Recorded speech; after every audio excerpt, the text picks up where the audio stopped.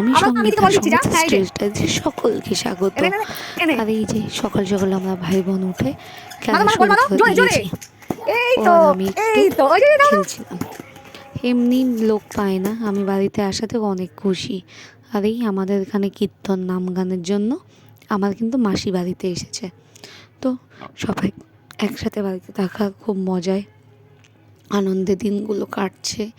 কীভাবে দিন কেটে যাচ্ছে বুঝতে পারছি না। আমাদের এখানে কীর্তনের আজ লাস্ট দিন, তো নগর কীর্তন বেরোয় সকালে, আমরা নিরামিষই খাচ্ছি কদিন।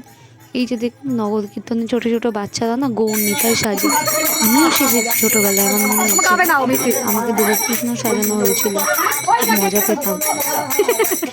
এই দেখুন সুন্দর সুন্দর বাচ্চাদেরকে সাজিয়ে সবাই বাড়ি বাড়ি যায় আর পা ধুয়ে দেয়, মিষ্টি খাওয়ায়।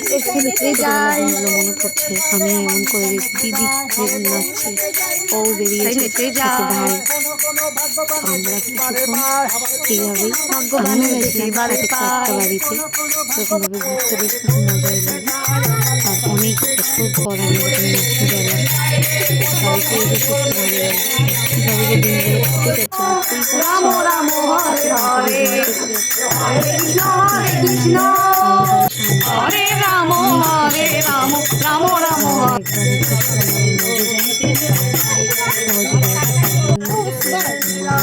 তোদের দিসি না।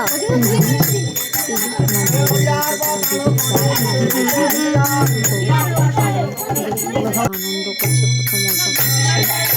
এই দিনগুলো এখন খুবই কম দেখা যায় এই অনুষ্ঠানগুলো। যখন পাড়াটা গৌরীতায় সব মায়েদের কোলে বসে, আর এদিকে ভোগের জন্য আয়োজন চলছে।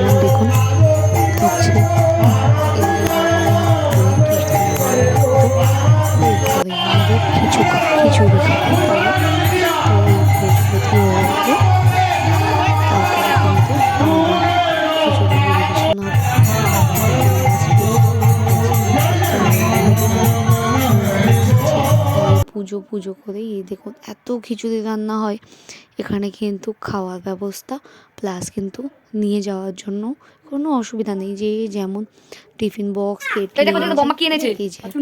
আমাদের অন্নভোগ দেওয়া হয়েছিল এবার ভাইয়ের নামে,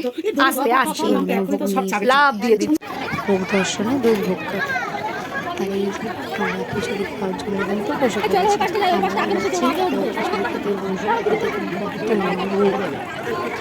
আর ওই যে বললাম খাওয়ারও ব্যবস্থা আছে, নিয়ে যাওয়ারও ব্যবস্থা আছে। আমার ভিডিও যারা দেখেন তাদের অনেক অনেক থ্যাংক ইউ, আমার পক্ষ থেকে অনেক ভালোবাসা। আপনারা ভালো থাকবেন, সুস্থ থাকবেন, ভালো রাখবেন, সবাইকে আমার পাশে থাকবেন। আর আমি খিচুড়ি খাই। দেখা হচ্ছে নেক্সট ভিডিওতে। ভিডিও ভালো লাগলে লাইক করে দেবেন।